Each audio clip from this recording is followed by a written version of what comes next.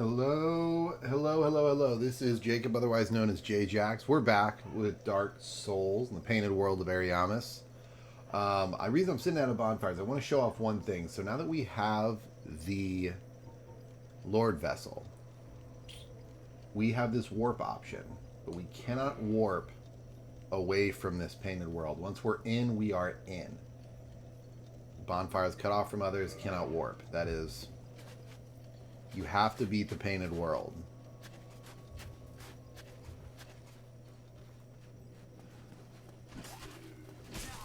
Ow. I've also done a little change. I did switch up our spells. We're not using Fireball and Poison Mist. We're just using Combustion right now for the for those guys that you need to kill with fire. And I'm actually going to switch to the Spider Shield specifically because they mess with poison a lot.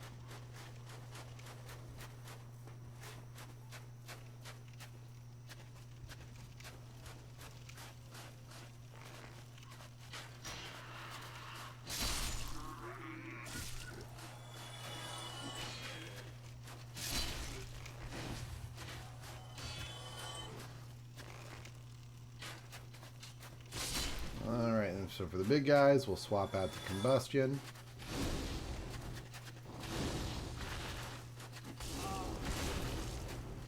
Ow.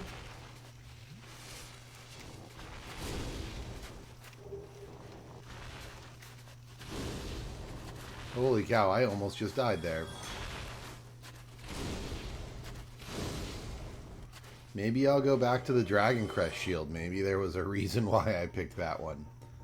Block that fire that they throw.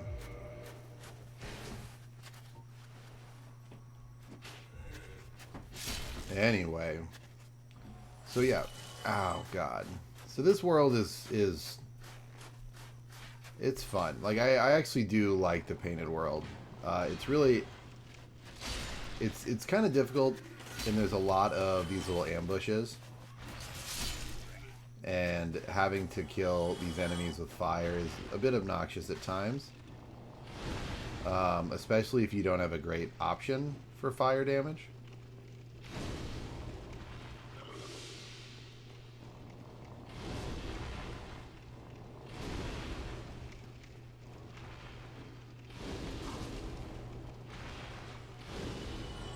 I probably should have wised up and just made a fire weapon before I came in here. But the beautiful thing about this place is once you're here, you can't go home.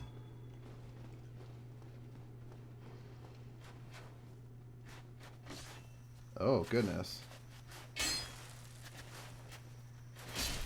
So I do recall last time we actually made decent progress. I remember we lost our souls. Exactly where we lost them, I don't recall. Oh, it was to the Phalanx. Got it.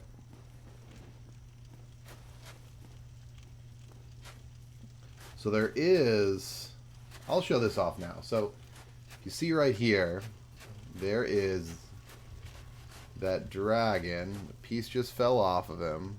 One of his wings. And he is, in fact, alive. Well, as alive as the undead dragon can be.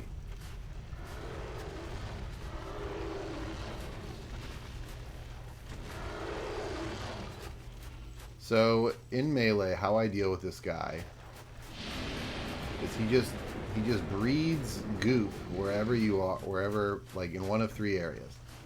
So I just get him to breathe that stuff here. Run up, get a hit, rinse and repeat. Ow. Ma'am.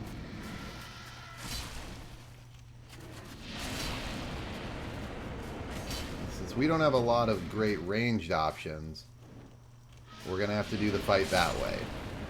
Right after we deal with this lady.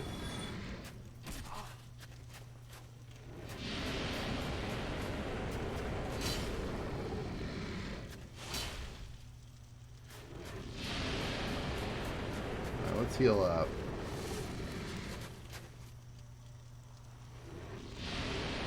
So you have to scoot a little bit further forward to get him to breathe to the side.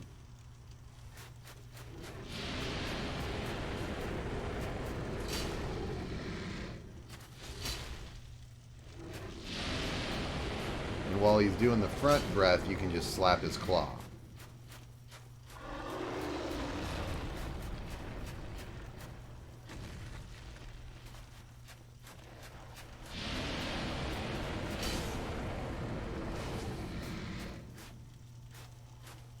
So you just kind of play this slow reaction game. Ow, and we're actually dead. Holy cow. We're gonna add that death marker. The hitbox, his hitbox is super deceptive, so that was on us. I thought I hit him, and I had not.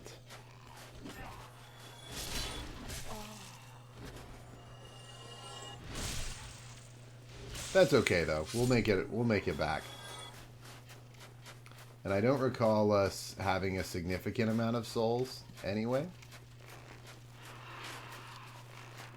that are on the phalanx. So I do think we had like 5 or 6 humanity. So that's kind of a pain to lose. But if there's one thing I can tell you about Dark Souls is that don't get attached to your souls, because they're not going to stick around.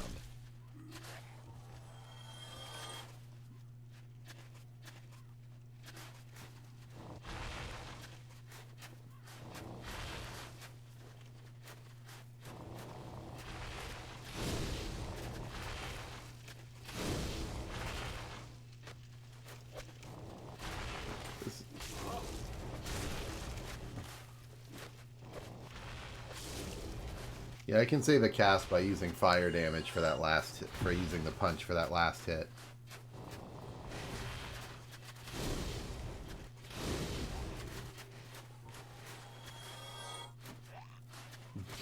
Oh god. Got him.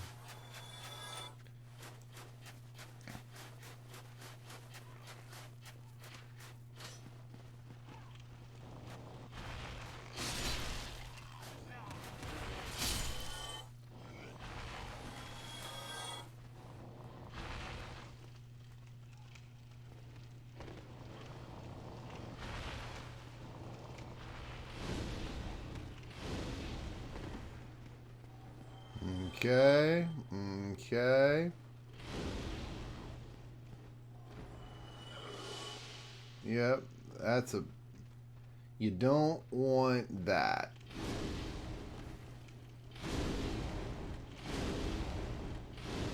There we go. Alright, so we are going to rinse and repeat on that dragon fight.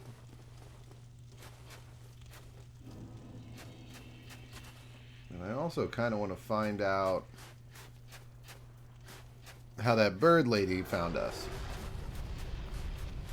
Or from where, more specifically.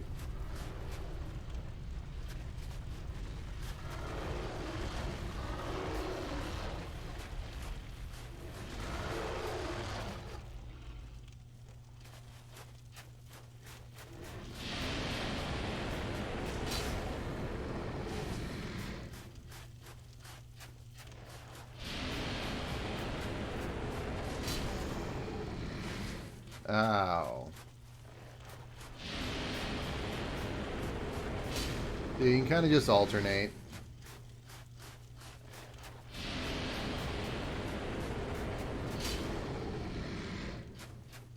Oh god. Yeah, maybe I'll just stick to attacking the claw. That seems significantly safer.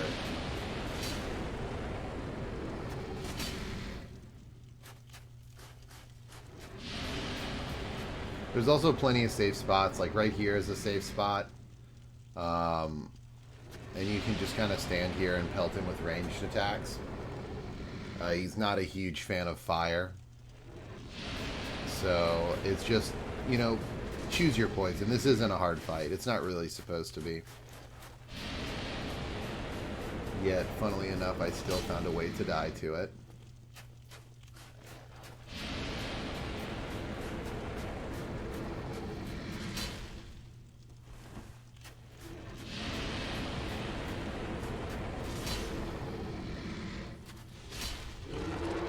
go. And now what we have some proof that the people at From Software have a bit of a sense of humor. Here's a blood shield. This is actually a very, very good shield. It has really good defenses, pretty good all-around defenses, and it increases your resistances to varying things. So if you notice, my poison, toxic, bleed, and curse resistance all went up when I equipped it. Really solid shield. So here is the torso. It's alive. It registers a hit.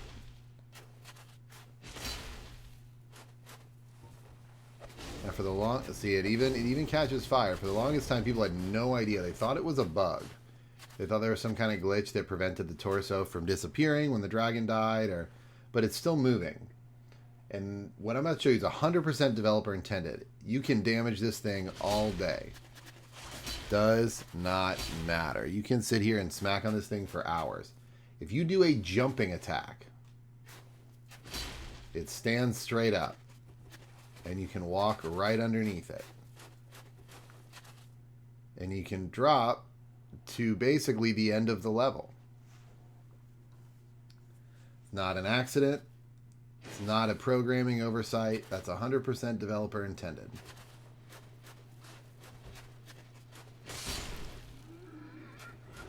I don't know why it is. All I know is that the developers at FromSoft have a sense of humor. Oh, Jesus. Hollows, though, ladies and gentlemen. Goodness. I've never jumped on this bridge and gone backwards.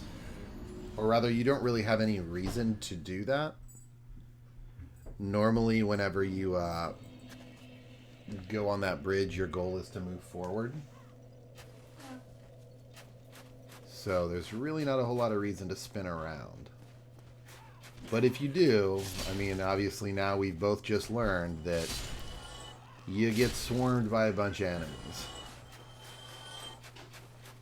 That's okay though. We're just gonna run back there quickly.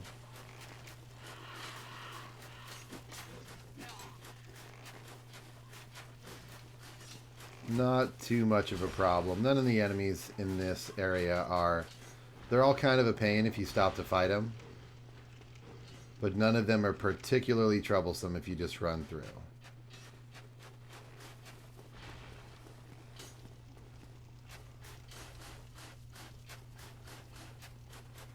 And there it is, the torso. Back to laying down. Back to taking a nap.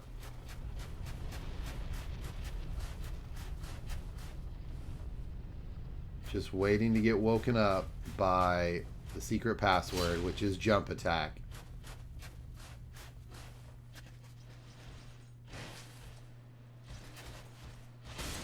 Oh, Veronique Knight. Okay, let's deal with him first.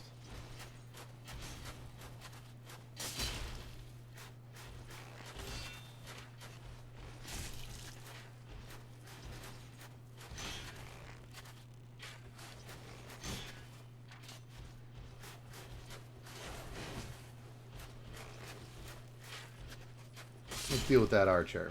Thank you.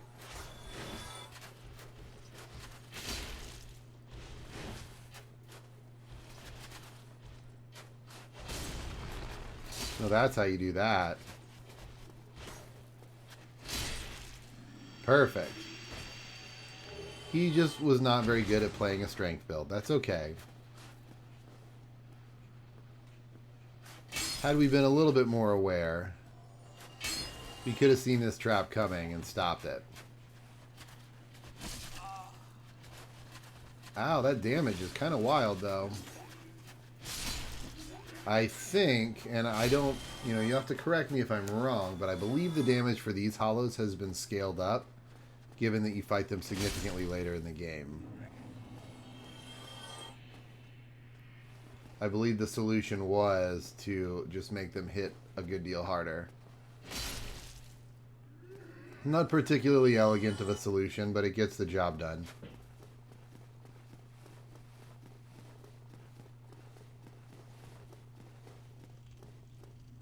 And you can't actually open this door.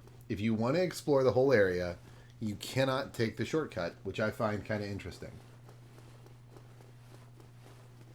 You're basically required to go in or to do it the right way.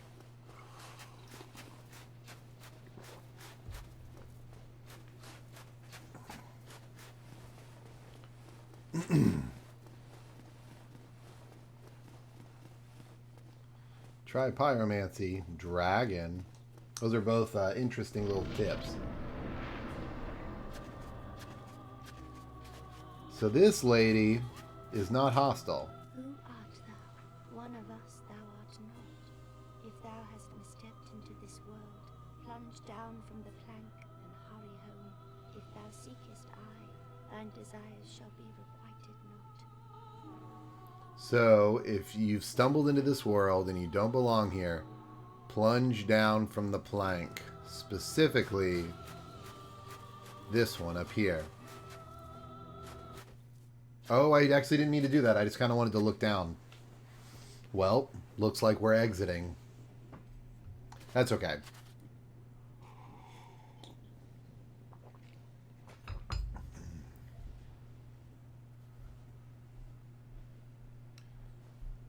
Whoosh.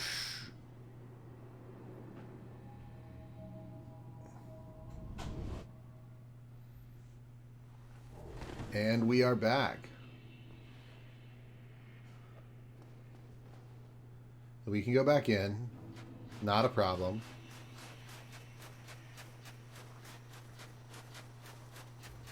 I wonder if we can warp out now. That's kind of interesting. I haven't done a ton of experimentation with the painted world. Yep, no, we cannot, because it's cut off from others. Now, I'm going to see if we fight her and kill her, will we then be able to warp? Is it her that's cutting off the bonfire?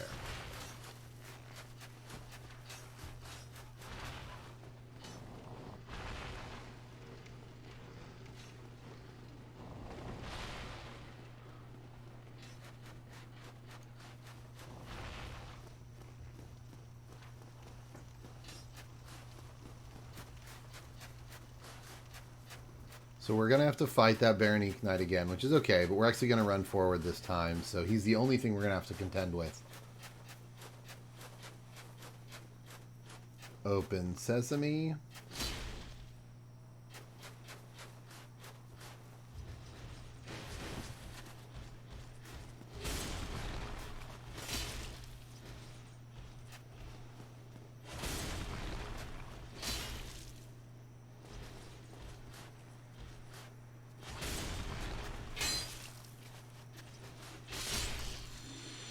Alright, cool. Yay for strength builds.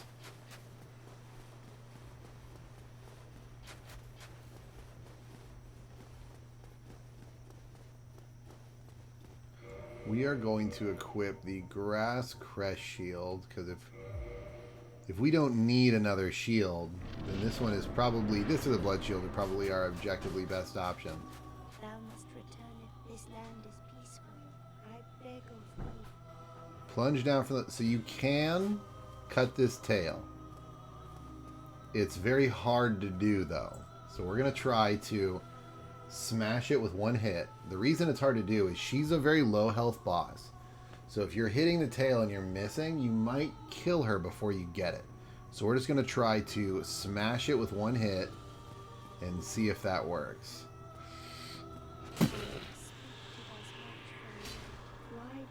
No, it didn't work. Oh god, so this is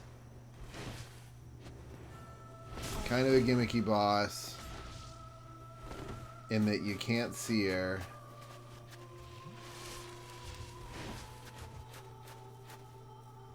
You can see her footprints though. Shit.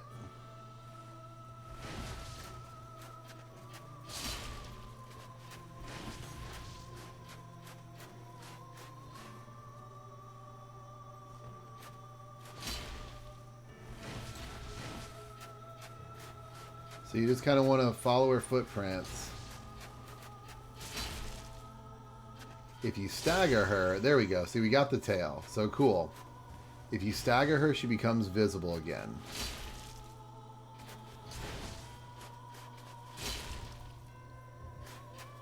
And as you can see, she's extremely low health. I mean, we're already laying into this lady.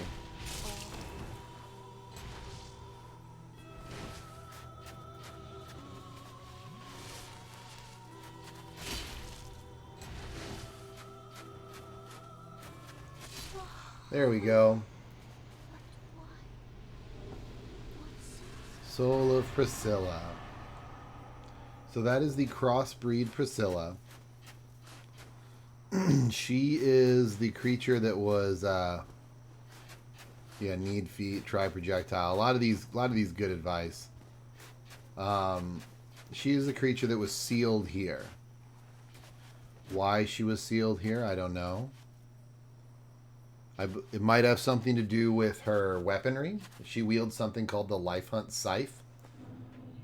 And there's evidence to imply that maybe that is something that's feared by the gods. We're going to go back here. I want to see a couple things. One, now can we warp out? And two, we are actually going to explore this area. Still cannot. The only way to leave is to plunge down from the plank.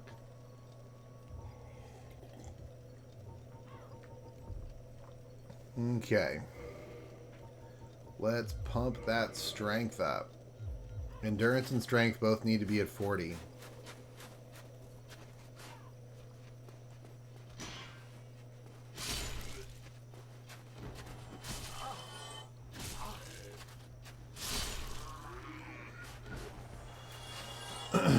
All right.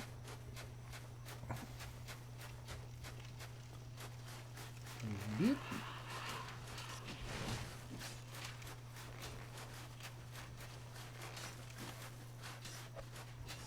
Okay.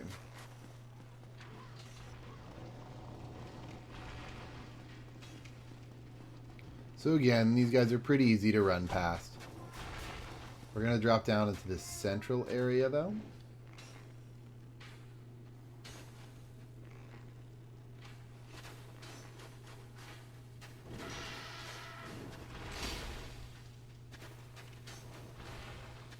See if we can survive this, actually.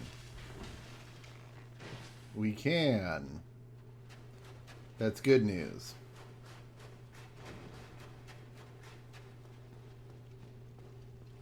Well, this is where I died, actually, the first time.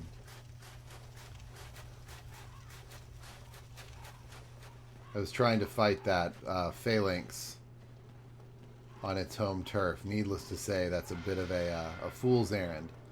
So that door is locked when we first encounter it. So these guys, these are definitely killable. The phalanx is definitely defeatable. I just kind of didn't really do it right last time.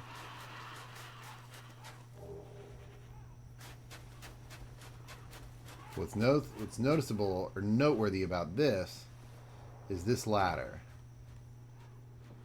We're actually gonna switch our gear out.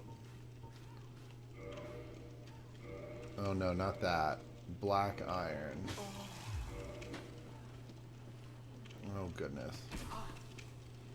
Wow, this is actually kind of hilarious.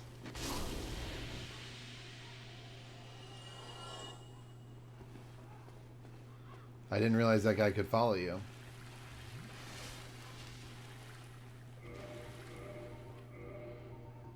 Okay, so let's put on the black iron stuff.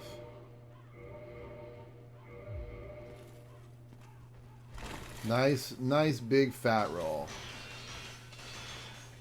But against these bone wheels, that's exactly what we want.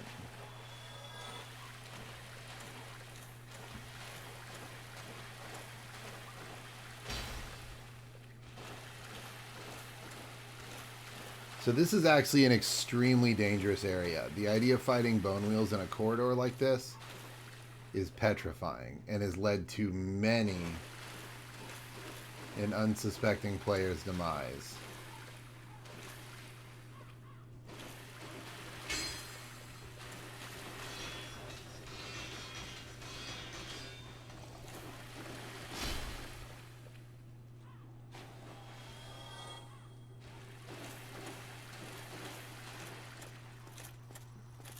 This is how you actually get out of, or in, theoretically. So this is a unique NPC. He is not hostile. Nothing you can do will upset this guy, but he dies in one shot, and he drops Fire Surge, which is a pyromancy. It kind of makes you wonder how the Hollows ended up like that, and whether or not they're monsters or just people, you know?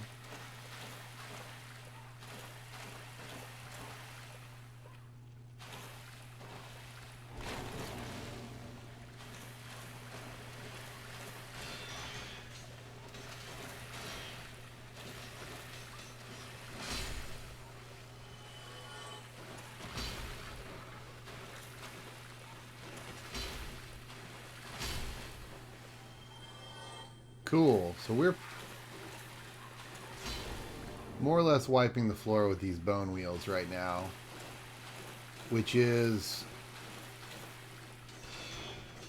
good because they normally eat other characters alive. I mean, these bone wheels are truly terrifying. Annex key. That's that key we were looking for to get into that chapel area.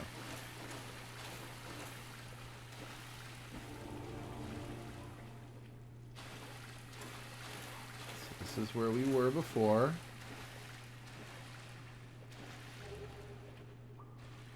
Soul of a brave warrior, because you have to be brave to come down here. And even then, you're probably gonna die. Evident by the fact that that guy's not here, just his soul.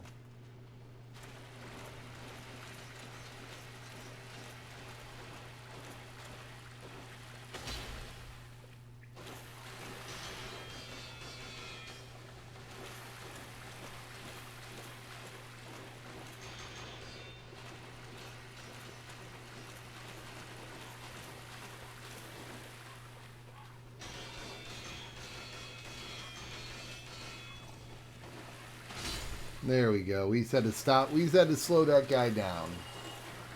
He was a little too mobile. He liked to run around a little too much.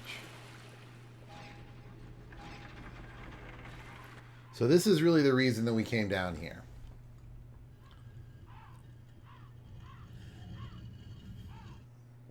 When that statue spins around, opens up both of those doors. All the way from the start to the end of the level.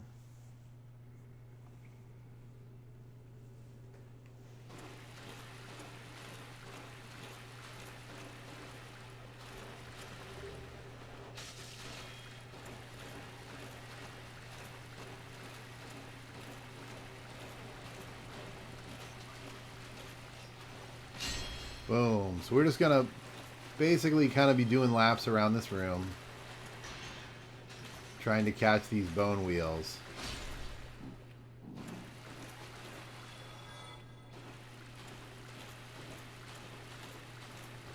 Because these guys are no joke.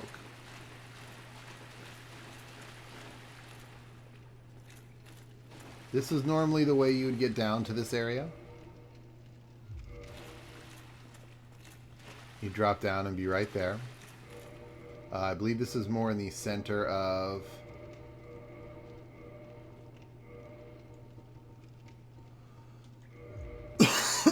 Back to fast rolling. Perfect. This is more in the center of that courtyard, kind of similar to where the phalanxes spawn, I believe. Oh, no, it's not. It's off to the side. Just kidding. I was just objectively incorrect about that. So we do have this annex key now, so we can head down here and crack open this door. Man.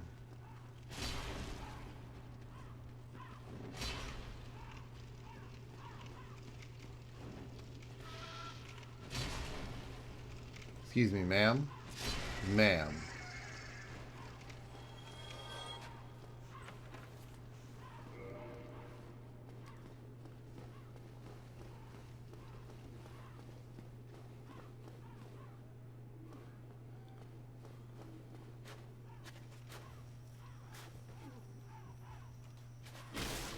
Kick that door down.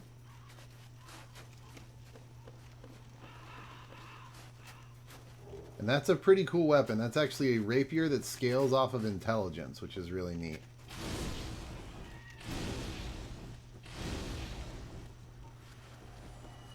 It's really good for like spell sword builds, which is normally what I go with. Ooh, something just died.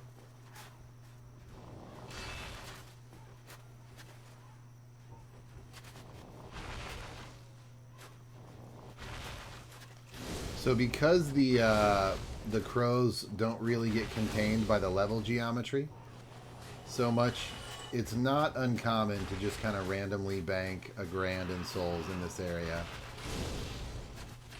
whenever the crows just kind of land in the wrong spot.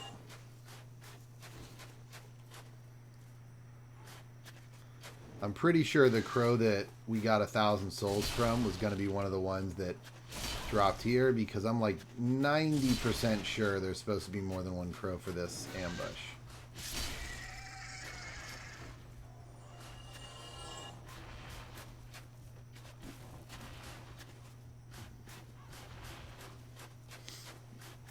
Oh, because those enemies fly, they tend to get stuck places.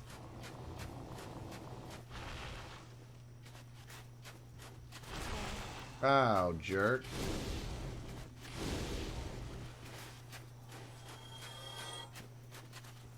And they're going to heal up. Just because I kind of like being topped off in this area.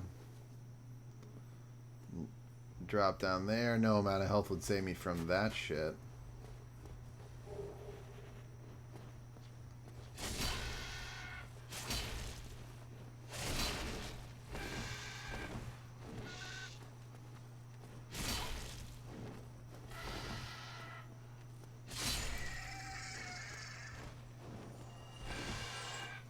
So they're not too difficult regardless of how you want to fight them.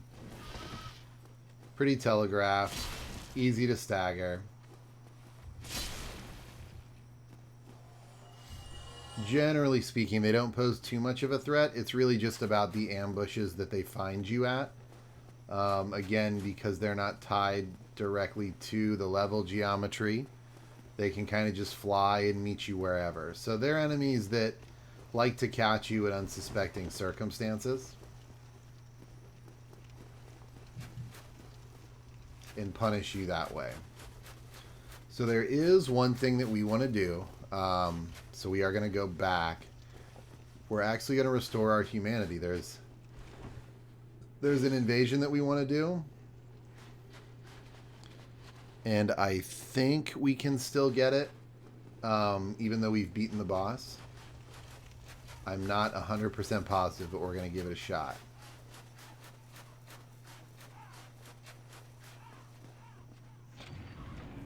So you open this door from the opposite side.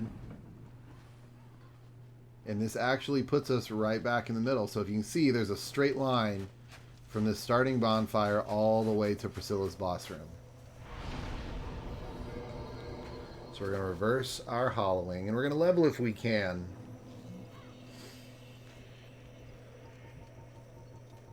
We can't. No big deal.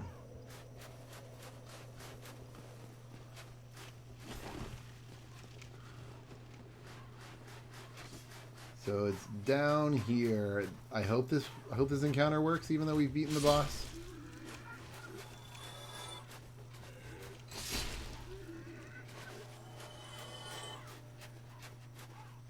Oh, dang it.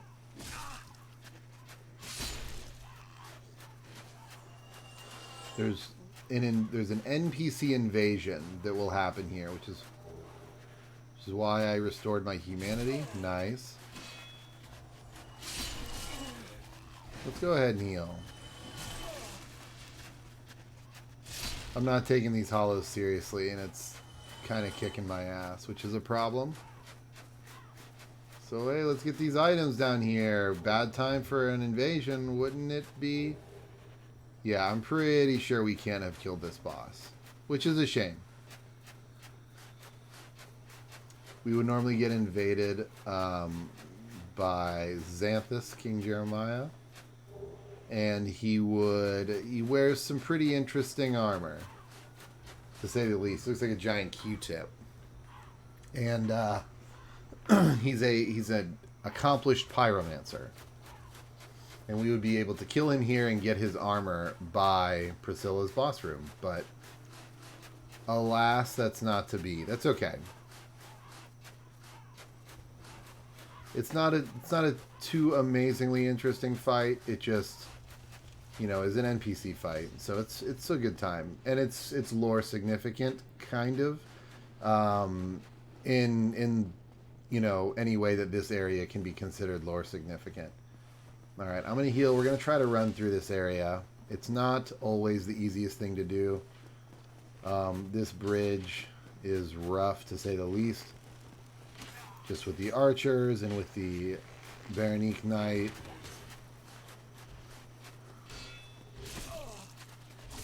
Let me through. Let me through.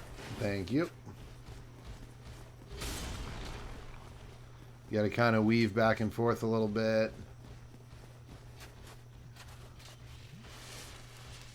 And so up here, yeah, they can't cross where the fog gate would have been. Up here, this little bench is where you would find Xanthus set. So let's go. Let's jump, plunge down from the plank. Let's leave.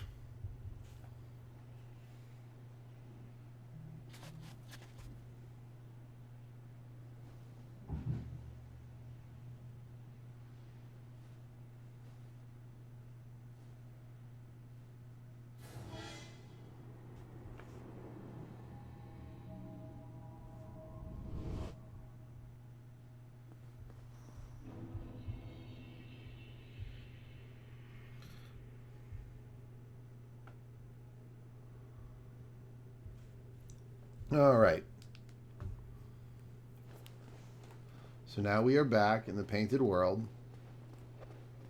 Or outside of the painted world. My apologies. We're back in Anor Londo. So we need to go place that Lord Vessel that we just got from Guinevere.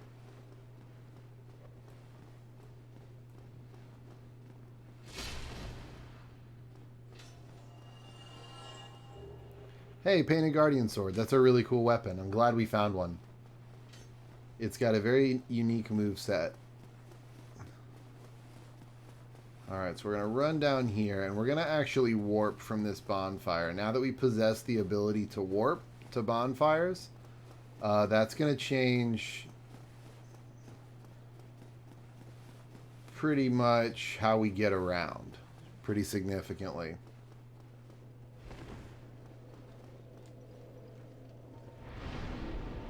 Warp to... We want to warp to Anor Londo. I hope this doesn't... I hope this warps us to the entrance. That's what I would like.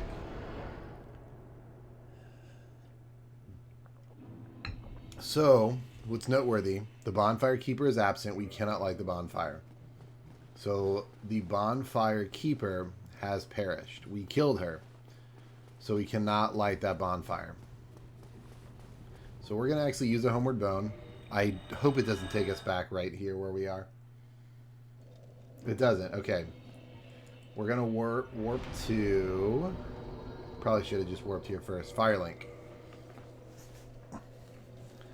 The ability to warp is amazing.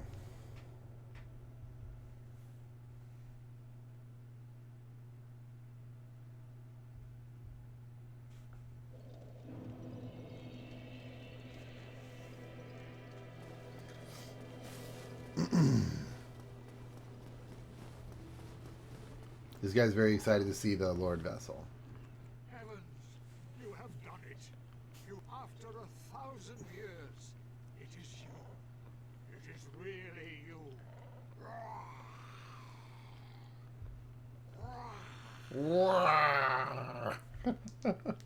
That's how excited he is. Forgive me. And now, assume that you are ready. So he's taking us down to the depths of the earth. Vroom.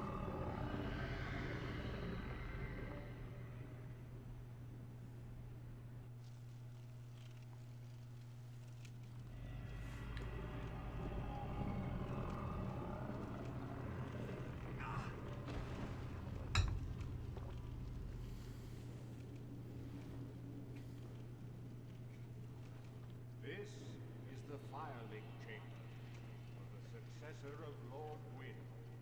Now, place the Lord Vessel on the altar. Okay. So the Lord Vessel, in and of itself, is very little more than just a container that can hold the souls of lords. That's really all it is. It's just a big bowl.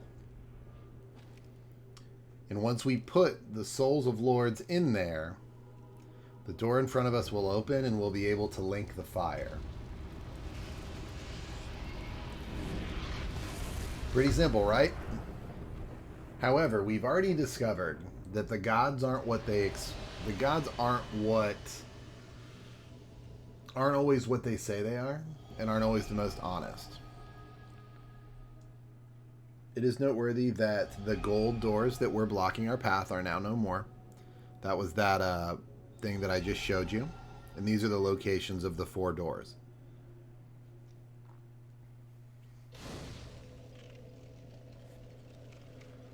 We're going to rest at the Lord Vessel. We are going to... So we could offer Lord Souls, but we have none to offer. Other than that, it functions just like a bonfire. We are going to warp from it to Anorlando. Now, there's one specific enemy that we want to kill, because we're actually not interested in the Souls of Lords right now. We're interested in something else. We are going to be discovering the legend of Artorias for ourselves.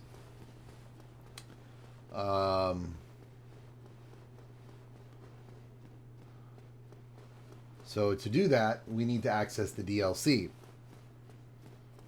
which is a minor process, but from a lore standpoint, it does make sense. I don't have the capability to go into all of it just yet. But do know that while the steps I'm about to take do seem random, they are lore significant.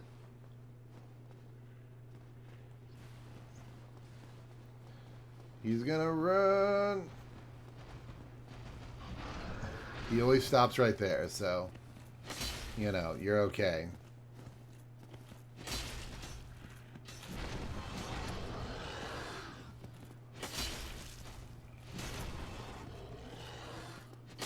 So we just need to bash this guy in the face a little bit.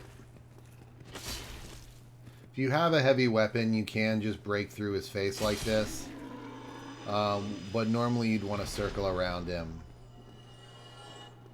And just kind of attack his flanks. And just wear him down.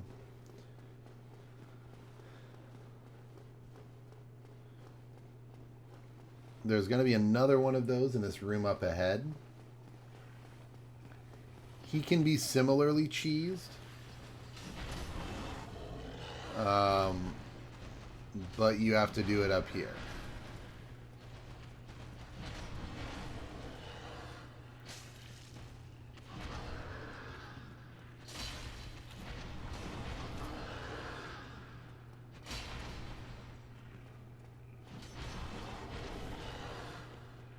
Boom. So yeah, just work him down. So if you fought the first one legit, you will know that they have a spot on their butt where you can backstab them. These two actually have that spot armored.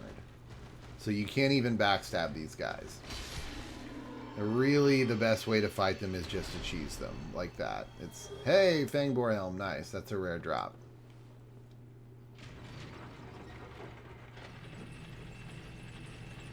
So we're going up to the archives. These are Seath's archives, by the way. Seath the Scaleless is the one that holds these, that maintains them.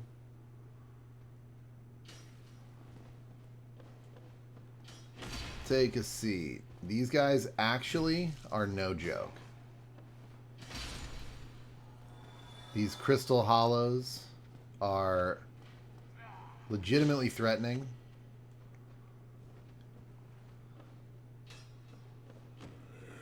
And like I said, they're a force worthy of, you know, the mid to late game. What's funny is that despite being right behind this guy, I actually can't backstab them. And the reason I can't backstab him is I'm actually standing on a moving platform. You cannot do backstabs while you're on a moving platform because, you know, that would raise up some issues of how do we decide the positioning, because whenever you enact a backstab animation, your character is locked in his place in space so that you can complete the animation. Ow, this is a problem.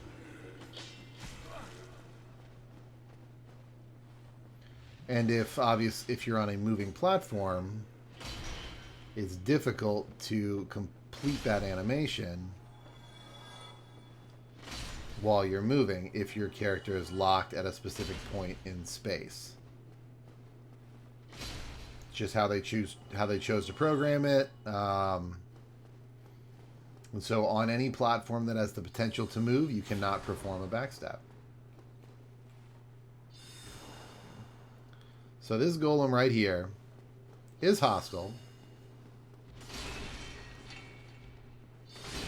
but he has a broken pendant.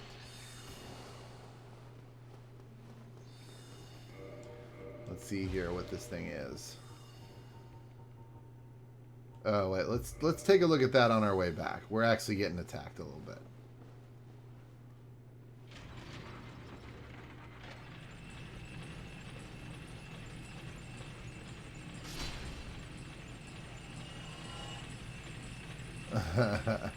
So during his death animation, he had a similar locking in space, which is why he rose up into the air.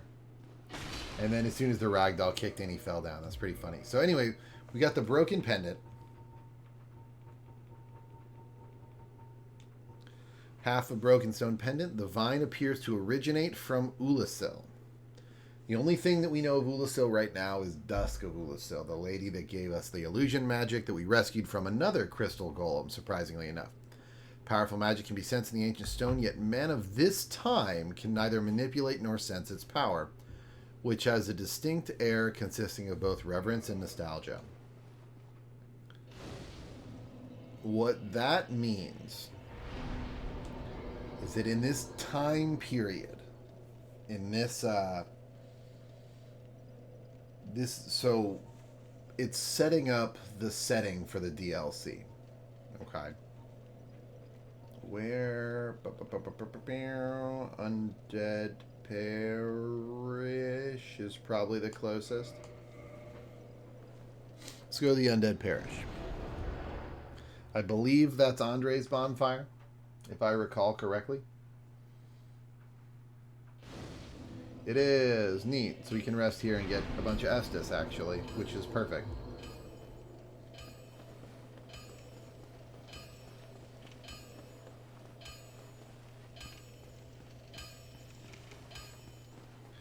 How many souls do we have?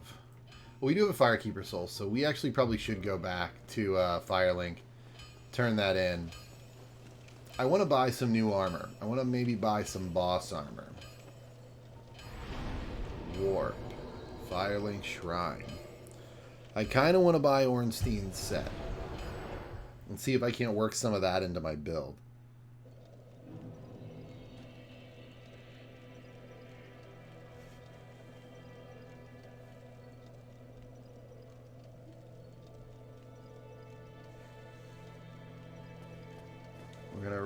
just here for the 20 Estes. Like we are often wont to do. Hi, Lil. Oh, we gotta turn in our... Oh, hey! Fancy meeting you here. Yes, it was. We opened those.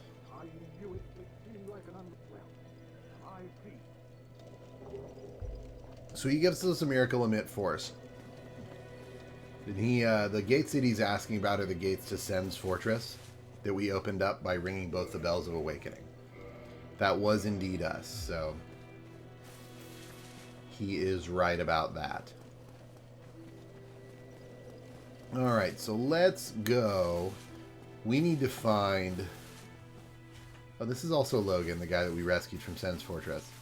We're not super interested in sorcery, so he's not going to have much for us, but if you are interested in sorcery, Logan is your man.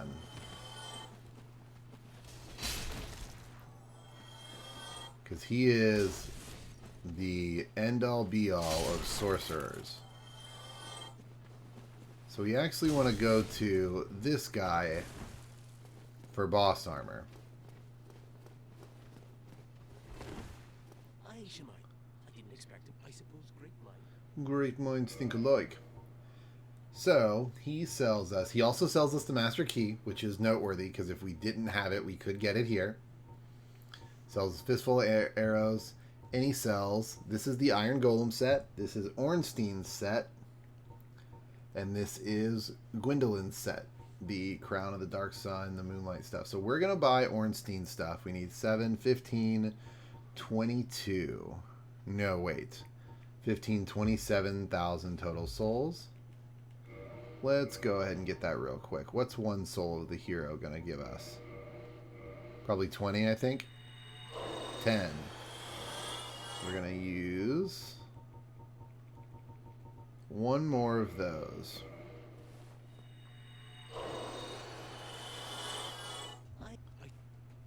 Purchased item.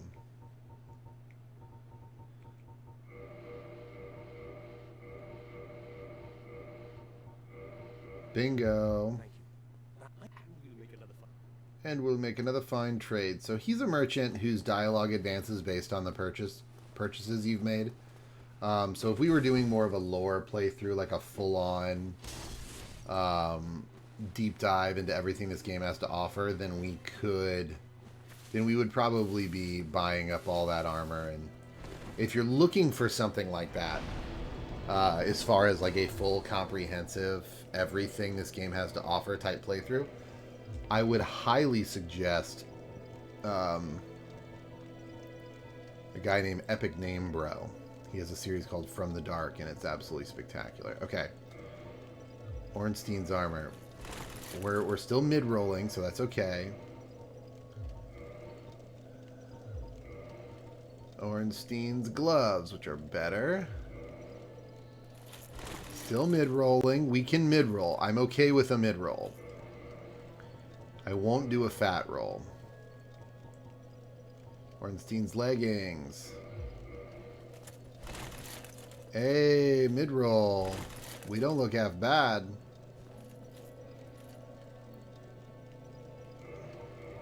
Can we use Ornstein's helmet? Can we go full-on Ornstein cosplay? I really hate this helmet on us. I think it's really tall. We're going to look around. No, that looks dumb. I don't hate just the black hood on it, honestly. Because you have kind of that black chain thing beneath it. I don't hate this.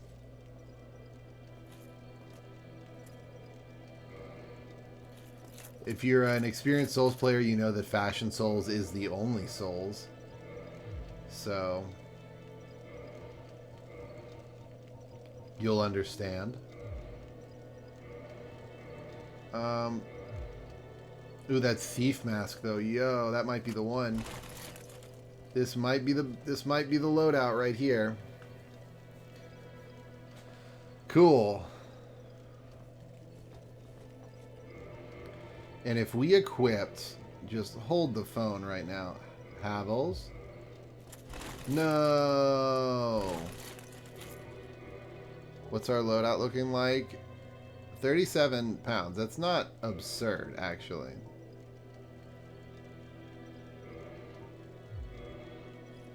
So we might be able to bump our... We might be able to bump our endurance and get that to fast rolling territory here before too long. Because we're at about... I mean, we're at almost 40% equip weight. You want to be sub 30 to fast roll. So that's something we need to take into consideration. Alright, so now that we look significantly more sick, could we even, like... How bad is it going to knock our defense? And most importantly, make us look... So, 40, and he's got 40s in most of his defenses. This will drop us to 20s. I don't know how I feel about the robe. We're just gonna wear Ornstein stuff. We need a change. I use gold hem stuff way too often.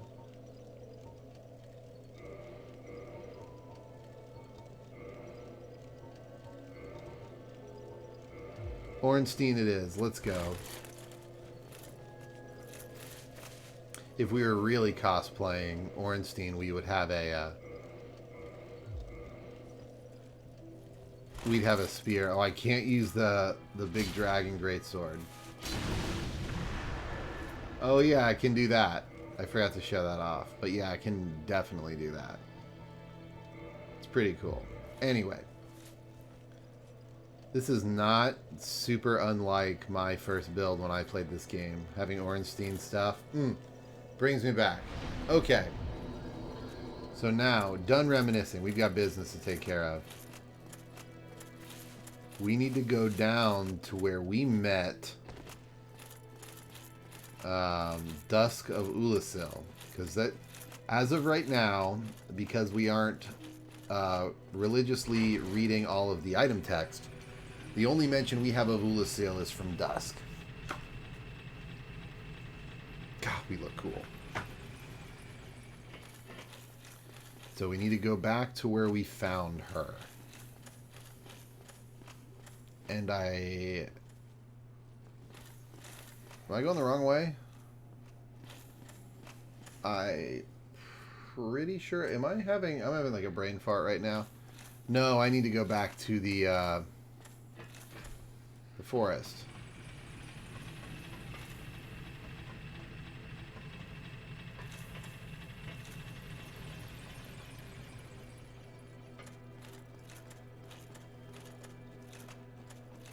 So holding block when you run, I think it's kind of noteworthy, something to mention. You'll find a lot of old school Souls players will hold block when they run. One of the reasons for that, in fact, the reason for that, is if you did not want to jump, how jumping used to be done is you'd run by holding B, let go of B and tap it again, and that would activate a jump. With the remastered edition, you're allowed to rebind the jump function, and many players did to the left stick. So many of them, you know, you get to running with B and then you just click in the left stick to jump. That was how it was in later Souls titles, and they gave you the ability to rebind it in the remastered of Dark Souls 1. But because jumping locked you in place on an animation and you never really wanted to do it, yeah, we're going to give this guy the Ember. Cool.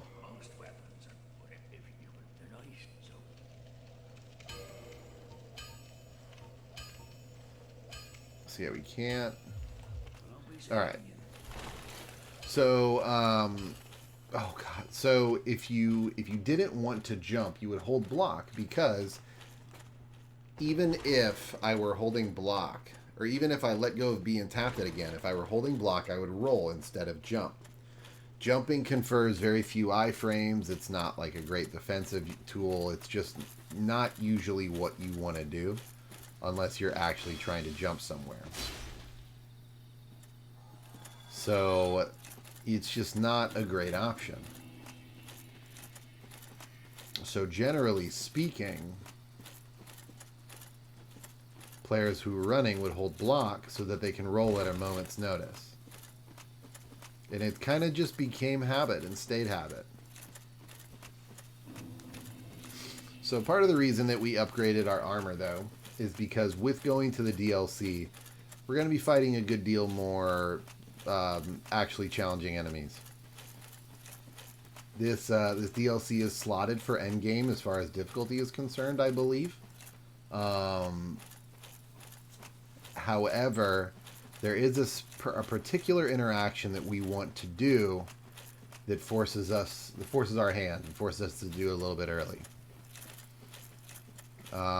We'll go into a little bit of the legend of Artorias while we're on our way. So, Artorias the Abyss Walker is named so because the legend says that he traversed the abyss with his faithful canine companion Sif. He and Sif traversed the abyss and fought, and basically explored that and, whatever. And fought off the corruption of Ulasil. They fought off the abyss from taking over Ulasil. That's why Artorias has his legend. Legend of Artorias the Abyss Walker. So, interestingly enough, you can't summon Dusk, and where there used to be something else, there is now this black mass. We don't know what that is. And we can actually find Dusk's equipment right here. We can choose to examine this. So, Artorias traversed the abyss and fought off the darkness that was plaguing Ulasil. That is the legend.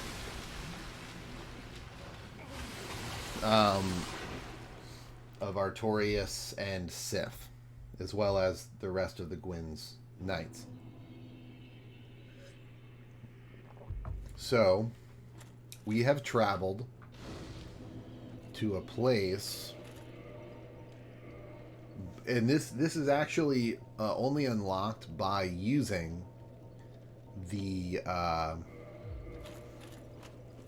that tiny pendant, by owning that tiny pendant. So we have traveled to a place that we've already had this hint, so I can tell you. We've gone back in time. You'll see significant evidence of that moving forward. That is most definitely the case. Here's the Sanctuary Guardian. I don't love this boss. I don't love this boss, not really for any reason in particular. Just because, like, there's a lot of opportunities for, like, lore significant bosses, and the Sanctuary Guardian is kind of just randomly tossed in here. He doesn't really, like, he's not in any lore. He doesn't even give a boss, or I don't know if his boss soul even makes a weapon. It's just, he's just kind of there.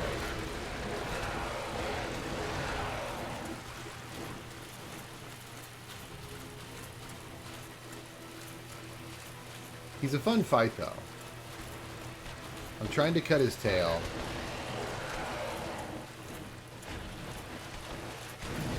That's the attack you want if you're going for the tail cut.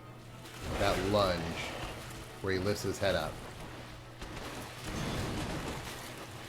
And you want to avoid it.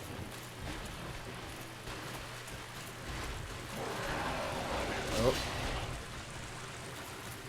Because normally his tail stays up, and you can't really mess with him too much.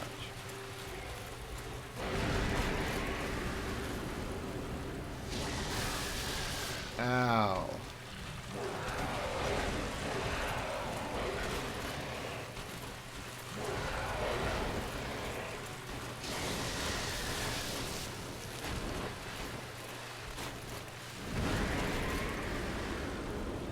We're gonna heal. Come on, lunge at me. I want to get your tail. You jerk.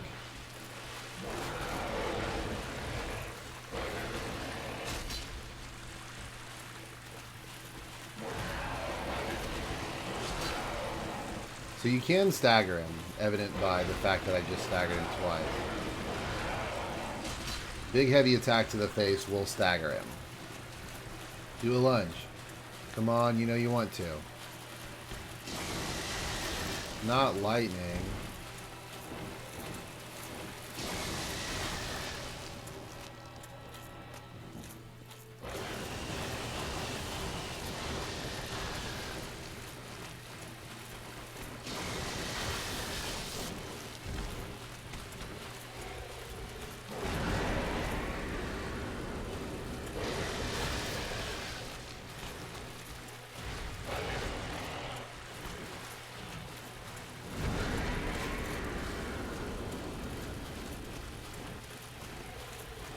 Do the attack so I can get your tail, rudeness. So we could kill this guy. But obviously the goal is to cut his tail. So we're going to wait. Do the charge at us. No!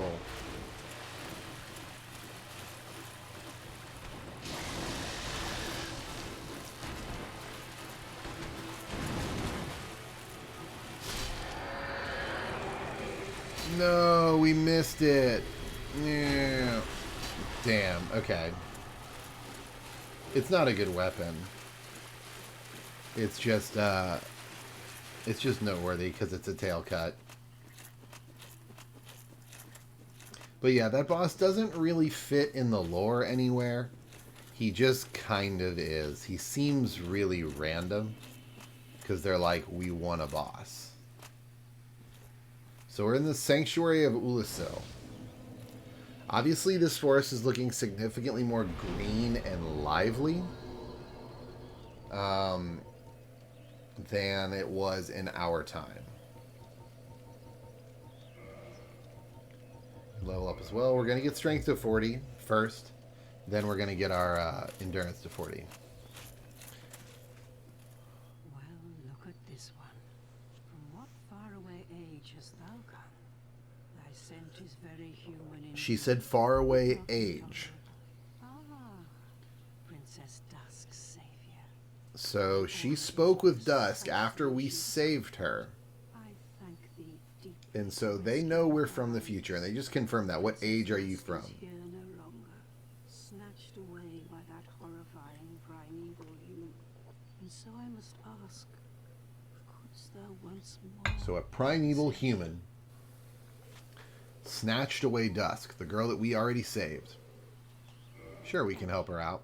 Something of a godmother to Princess Dusk. I shall assist, for I am one with the sorceries of Ulasil. She is one with the sorceries of Ulasil. Interestingly enough, back when the sorceries were more peaceful and less aggressive, those mushroom creatures that beat the shit out of us now actually seem to be friendly. It's not that's not a detail that's chosen at random, obviously. That is significant. So take note of this bridge, because we're actually going to what I want you to take note of is this area right here. This bridge and the fact that it leads to the Grove in Ulasil. Okay. We're not going to be encountering this in this evening, but I want you to take note of this bridge in particular and where it leads to, because that is very important to what we're going for here. So these are the folk of Ulasil. The gardeners, the farmers.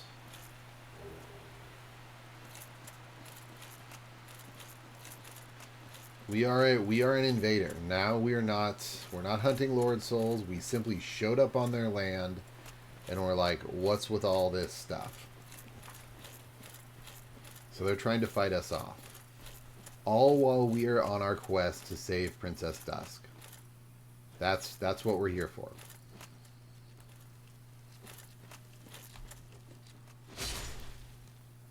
I also want you to keep in mind throughout, whenever we explore Ulusil, that sorceries and magic in general is much less aggressive. Like these golems come to life, but only in defense of the farmers,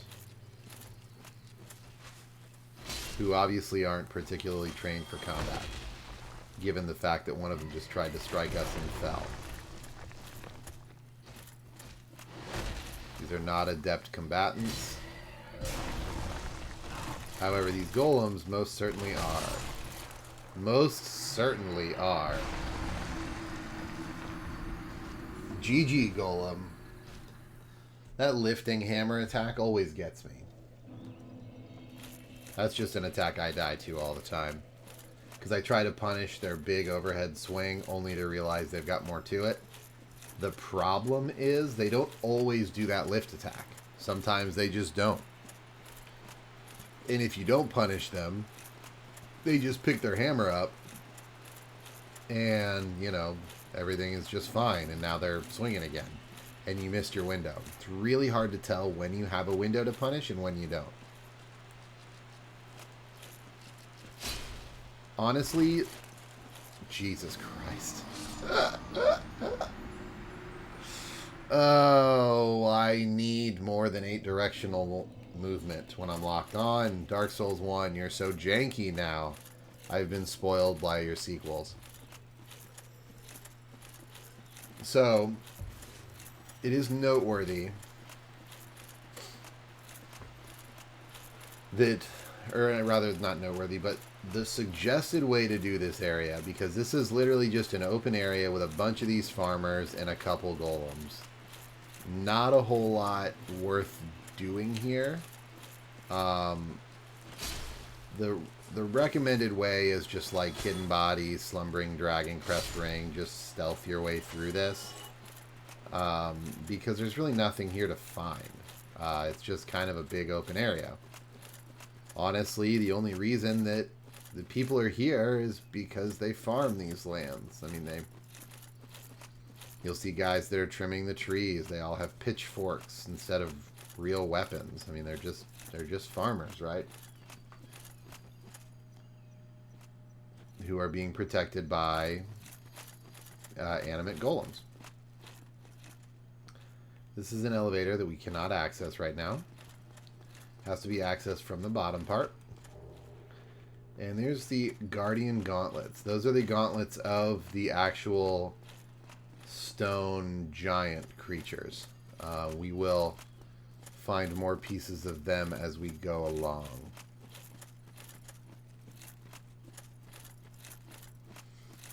But we're just going to keep moving.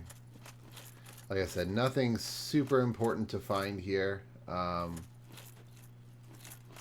I can recall. There is a treasure chest right there.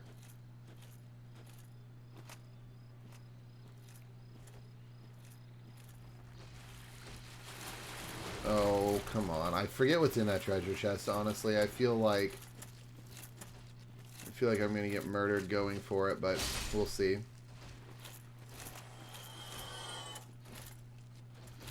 Hey, guy with pitchfork, come here.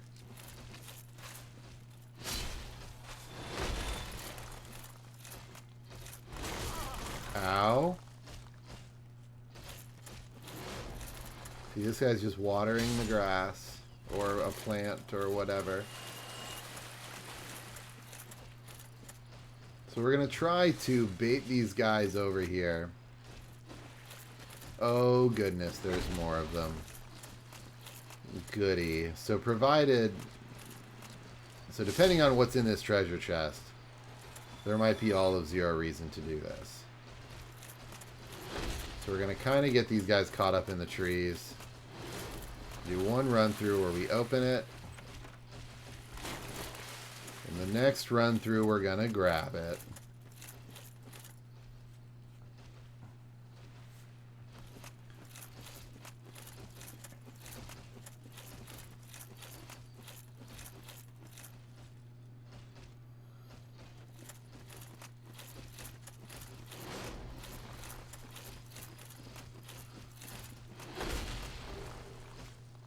Purple moss clump.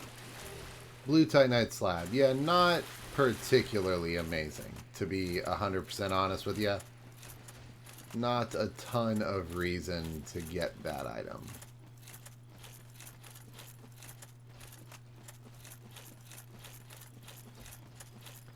You would not be remiss if you just missed it entirely.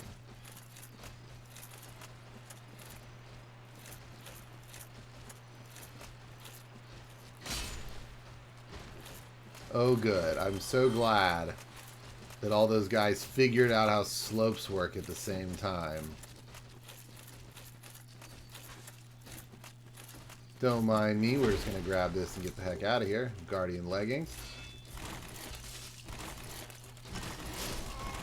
Dang it! I kind of saw that coming.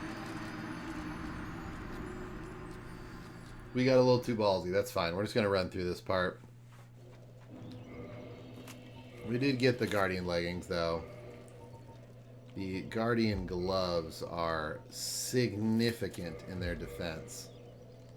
And also in their weight. But they are absolute monsters of defense.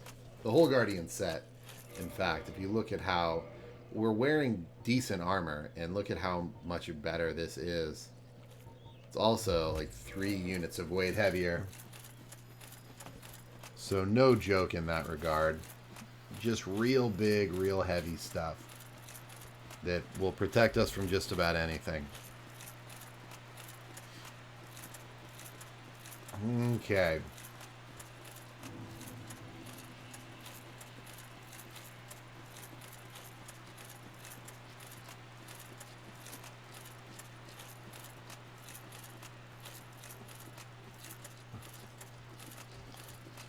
So yeah, normally you would just be stealth. You'd be using Hidden Body and Slumbering Dragon Crest Ring or something like that. And you can just go invisible and run through all this ridiculous place because there's really no reason to do it. And it's just a bunch of enemies you don't have to aggro. This bridge is also should seem familiar to you.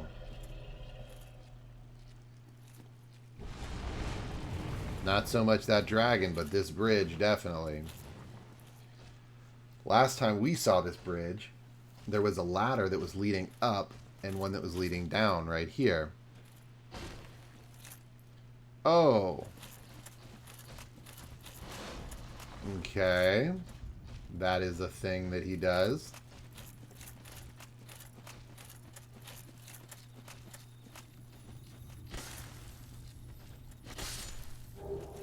Twinkling Titanite chunks, not bad.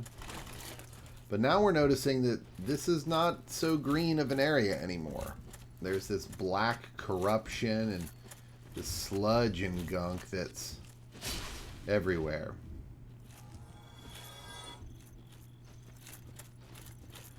There don't seem to be as many of those stone guardians. Magic isn't as prevalent. There's these weird holes in the ground. Awkward platforming mechanics. Guardian helm. This is just significantly less welcoming than it was, right? These guys actually don't even fight as aggressively as they did. They don't have anything to protect here.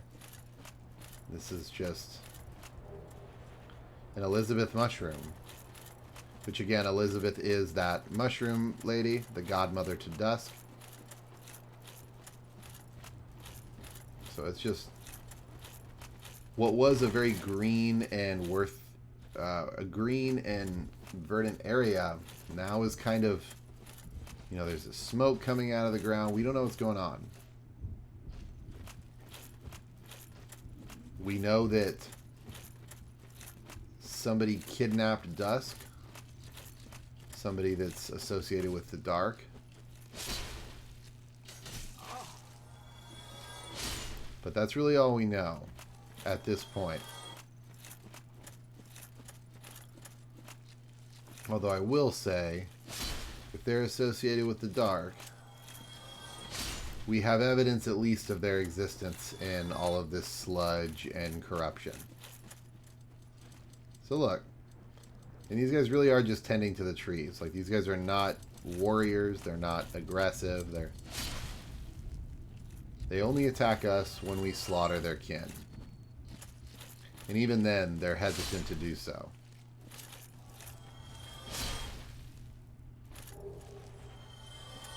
Because it just isn't what they're here for.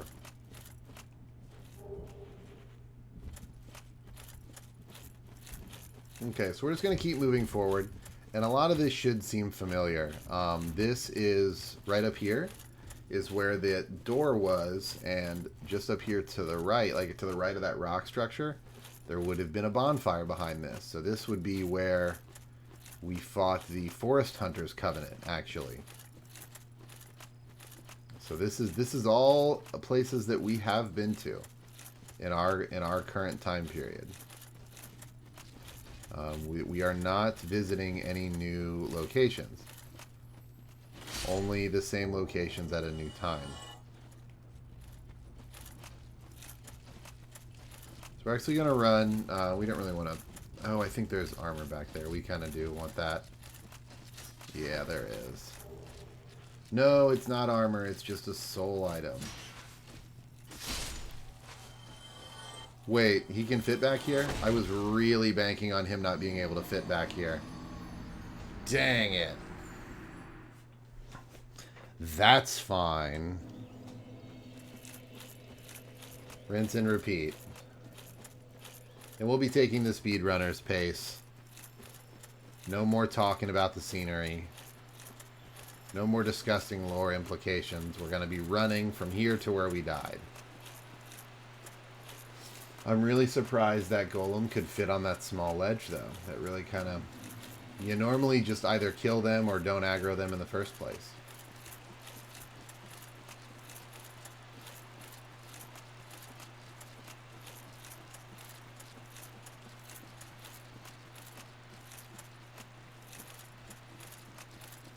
This is where we encountered those, the three, like the cat creatures that were spinning. That rolled, and this is actually the tree that we got them caught in and killed them easily. I know that I've kind of hammered that point home about how this is the same location, but I am trying to point out little landmarks to really just, you know, make it seem as as striking as it was when we first played this. Keep in mind, by the time this DLC had come out, we already knew Dark Souls inside and out, right? The community had played this game to death. And they were still playing it, right? PvP was active, like we were still enamored with Souls. And when they announced the DLC, I mean, even getting into it, a lot of people didn't really know how. You had to dive into that lore to really understand how the DLC even worked. You know, and just put together pieces of the puzzle.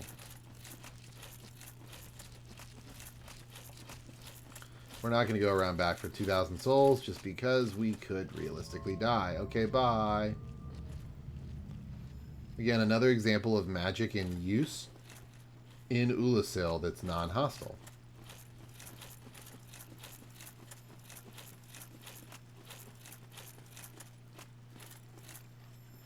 Here is a very interesting NPC, Marvelous Chester. Let me guess. Snatched by a shadowy limb and dragged off to the past. Again, confirming that we are in the past. Yes, of course. Exactly what happened to me. But at least now. So this guy sells some stuff that you would get from killing the enemies in this area, as well as some bolts. Some pretty interesting items. Pretty good, pretty useful stuff. But he does confirm again that we are in the past, and he does mention that he was also dragged off to the past. So there's one thing we want to do really quickly. For story reasons, we need to come down here and see what's down here.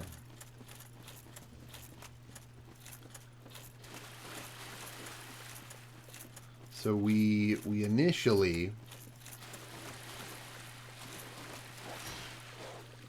do have access to this area in present time. The area that we're going to. We are going into the basin where we fought the first Hydra. Is the actual location. So you can kind of see the ladder that we climbed up is still in place, and you'll see that. That's actually how we're going to get down there.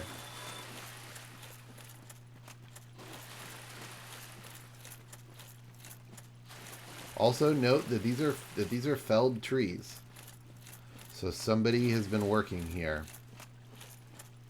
I mean, this isn't overgrown land. This is worked nature. I mean, these are... Obviously, there's civilization right now in this land.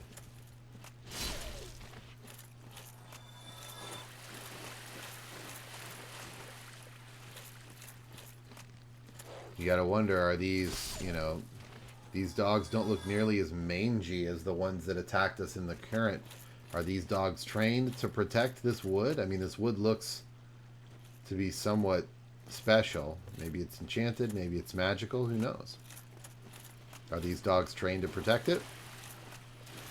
Dragon ahead, death ahead, both very, very true statements. So we are going to... There's the ladder. Here is Calamite, the black dragon. We're going to drop down a little bit. We're going to do this drop section here.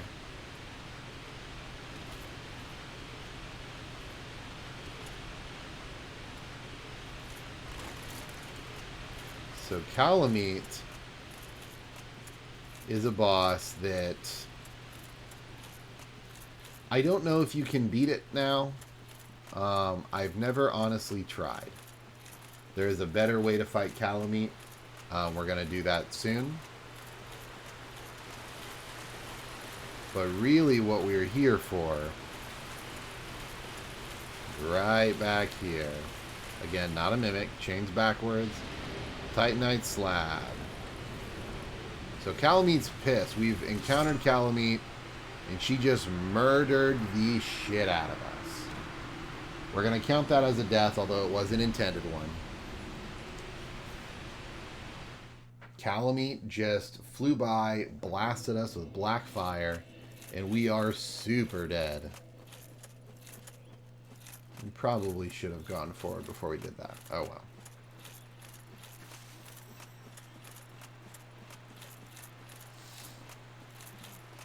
So, to recap, we are here experiencing in the time period of Artorias. Artorias is known for rescuing Ulasil from the dark. We are in Ulasil. We see the dark. This is the time period of Artorias. Okay? He is known, he's called Artorias the Abyss Walker. He is known for traversing the abyss to find and slay the cause of all the darkness and corruption in the land. This is how the legend is stated in the current time period. I mean, this is what people are talking about in, you know, in the previous, in our character's current timeline.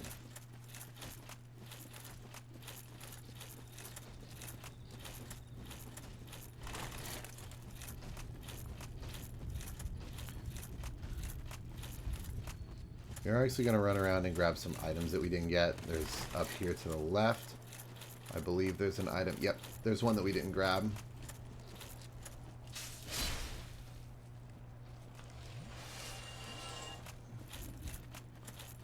Again, purple moss clump can never have enough supplies.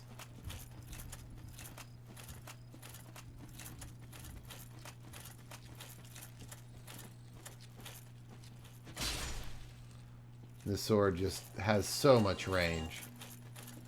I love it. Guardian armor. So that is the actual Guardian armor that these guys are wearing, and that actually completes the set. So if we were so inclined, we could wear their skin basically and be just about as stout and unstoppable as they are. I say unstoppable. They are not. They're very killable. They're honestly not even that difficult. It's just kind of time consuming, and I don't want to spend a bunch of time doing that. There's kind of some things I want to do. And the noteworthy thing about fighting these guys now is that because there are so many enemies, it's really hard to just fight one or fight them without any sort of backup. It's always you're kind of running for your life, squeezing in a hit or two there. It's not a particularly engaging encounter with these guys. Ow. They're pretty slow. They're just not the most fun things to fight.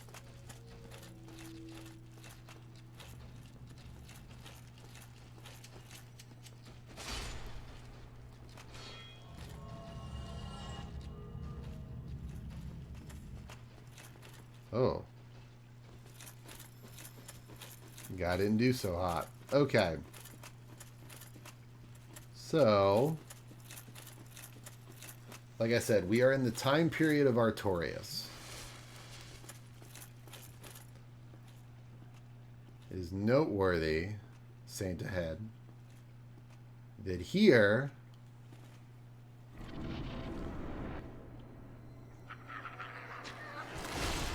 we find an Artorias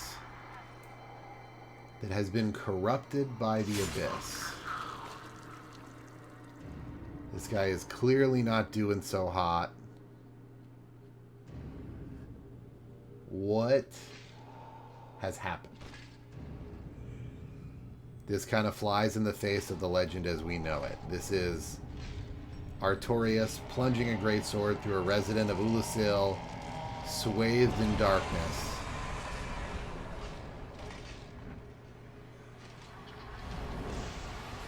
And one of his arms is... It's noteworthy how he's not using it. It's hanging lifeless at his side.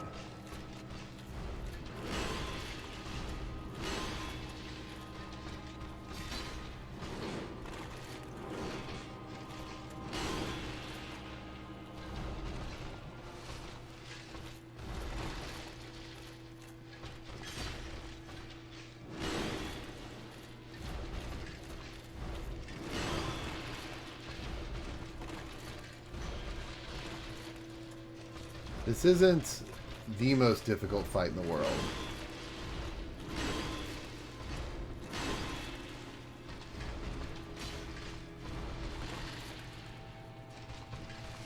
But it's definitely a barrier that kind of makes sure that you have gear that can work here. Because he does deal a significant amount of physical and dark damage. Oh, dang it. Actually, I think he just deals physical now that I'm thinking about it. I'm pretty sure this guy is exclusively physical damage.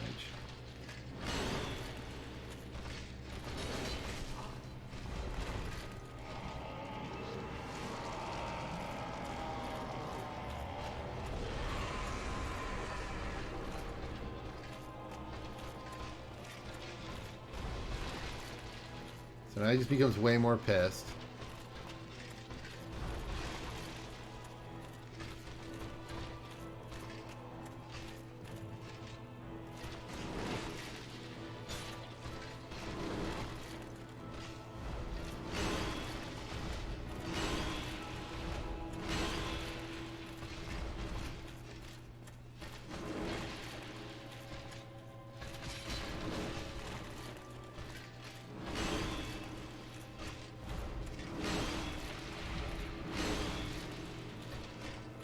So that roll can either occur in 1, 2, or 3 attacks.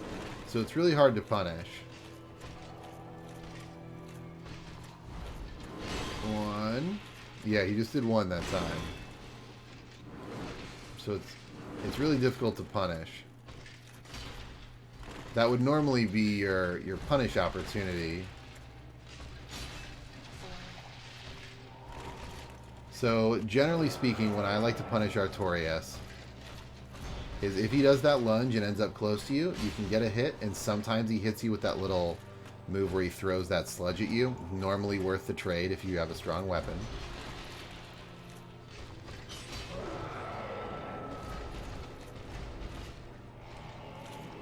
So yeah, we're just gonna leave him be.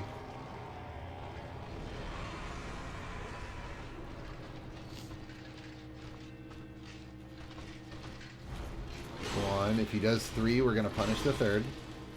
Nope. That move can be punished.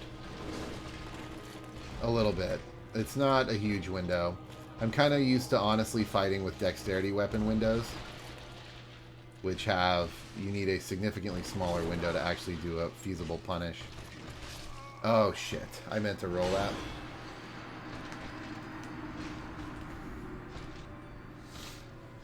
Yeah, when you're using a faster weapon, you can punish a lot more moves. It's pretty obvious. Let's go ahead and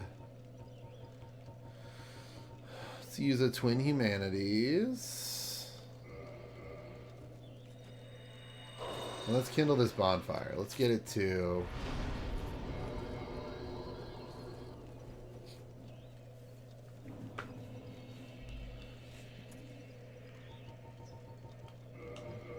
Let's get it to 10 Estus.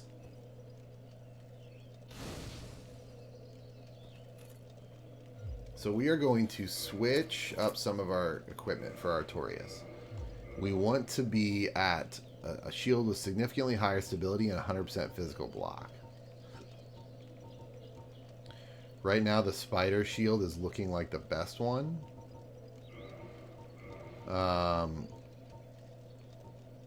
Yeah. The spider shield seems to be our go-to.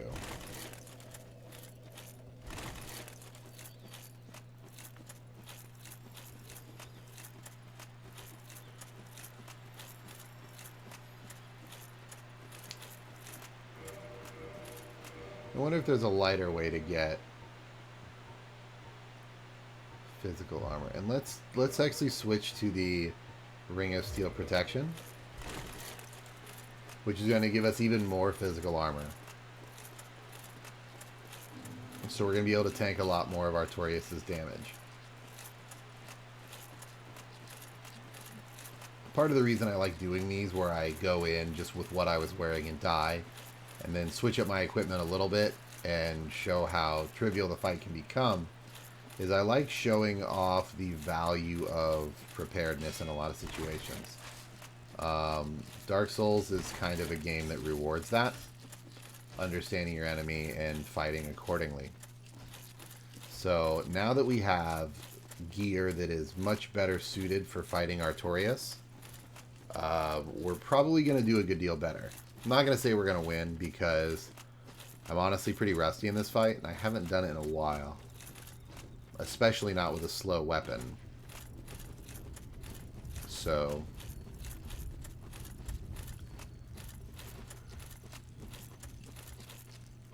we will see.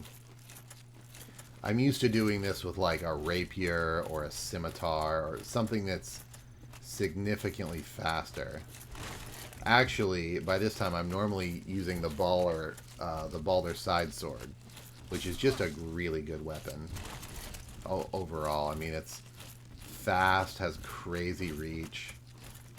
It's just a really, really powerful weapon.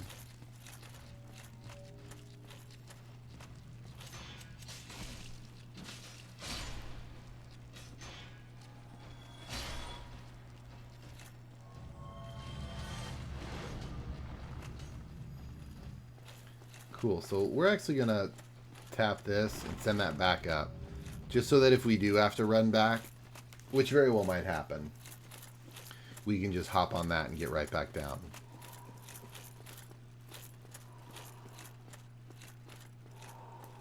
So we switched our shield and our ring. We're a little bit better equipped to fight this guy.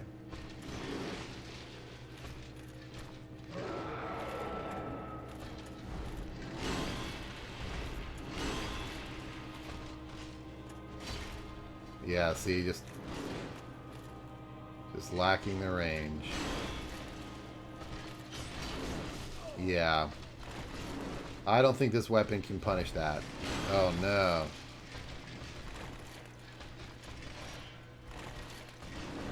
Alright, so we need to calm down a little bit. We're chugging our way through this fight.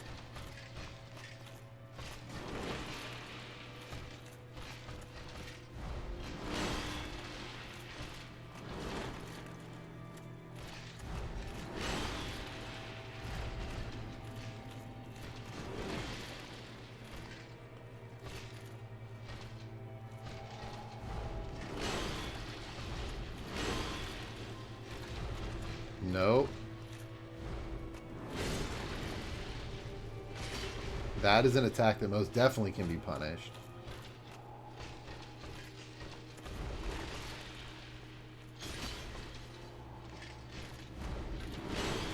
So yeah, you just kind of wait for maybe if he gives you 3 flips, you can punish that.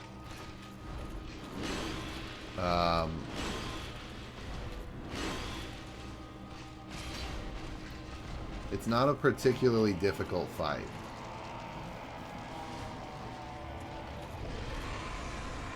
That can be interrupted. I normally just let it play out.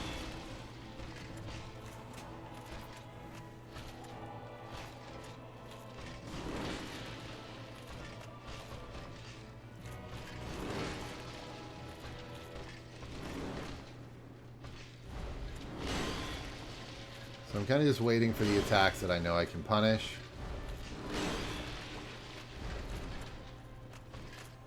The rest of his stuff is easy enough to dodge.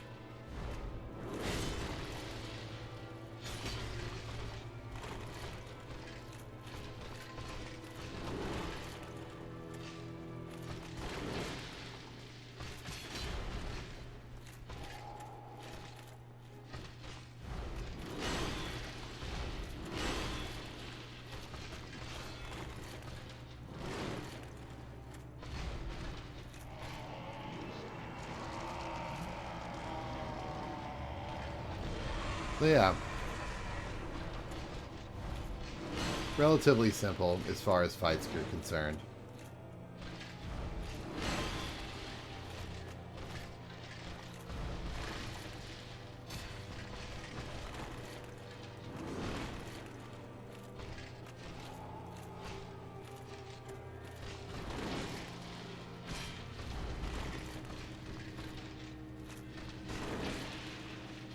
I can work in a little stab after that lunge, so I'm going to keep doing that. That overhead slam I would punish with a faster weapon, but since I do not possess a fast weapon, I won't be punishing that at all. So if you see, if you just know your limits, you know, it's really easy to get greedy in these fights and try to kill him as fast as possible, but I think the one thing that I can say about Dark Souls boss fights, and if you've talked to me about it before, I've probably said this exact thing to you. Your goal is not to kill the enemy. Your goal is to survive longer than the enemy. Which is a distinct difference in how you play it. If I were trying to kill the enemy, my focus would be damaging him as fast as possible. But since I'm trying to simply survive longer than he is, my goal is survival.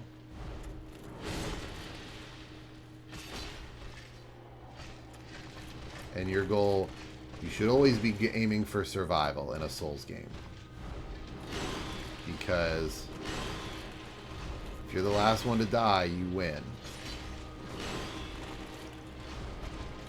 Probably should have done a light attack there to punish that overhead slam, the flip. But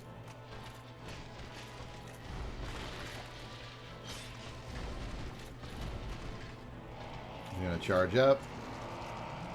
Not a big deal.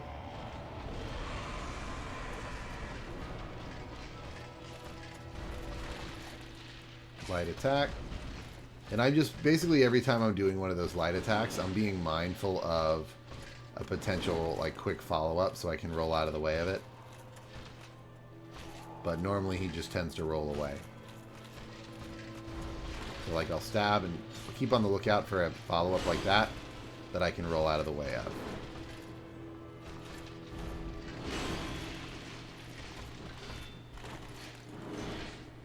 wait. Oh, goodness. Yep. Yeah, I don't have time to punish that.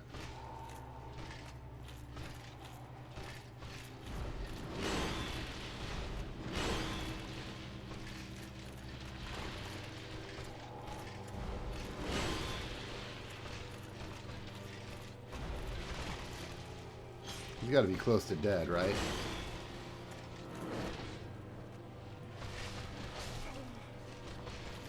Oh, yeah, he is. Okay. So in case you're curious, the reason I'm asking that is that you don't ever really want to look at the health bar. My focus is on the fight. I'm not worried about how close he is to death. I'm worried about, again, surviving longer.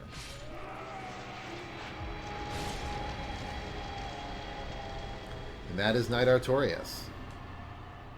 And again, even the soul we get from him is absolutely swathed in dark. It's called Victim of the Abyss. Legend that Artorias repelled the Abyss only told half the story. It seems he was defeated, his honor preserved by some unsung hero who is the true victor over the Abyss. So somebody beat the Abyss. We don't know who it was, but somebody did. Interesting. So a couple things worth noting here. One, bonfire. This is big. We like bonfires. Two, we now know that it was not Artorias that defeated the Abyss, but in fact some unsung hero. So maybe we will meet him.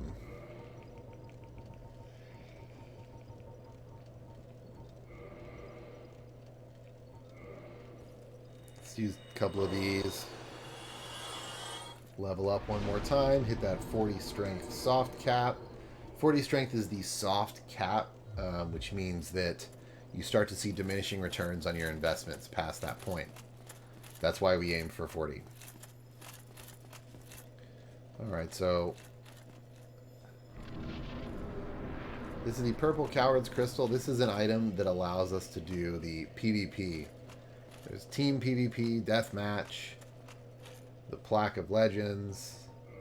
And these are guys that... This is basically just PvP. Because people asked in Dark Souls for a designated PvP area. And so they threw this in there. Pretty cool. And the Purple Coward's Crystal is what allows you to leave a PvP duel once it's begun. So here is another very, very cool character, but we're not going to meet him yet. Because the door to his chamber is actually locked. But we're going to meet him eventually. Sooner rather than later, hopefully. He's going to help us with a few things that have been bothering us. One big giant thing in particular.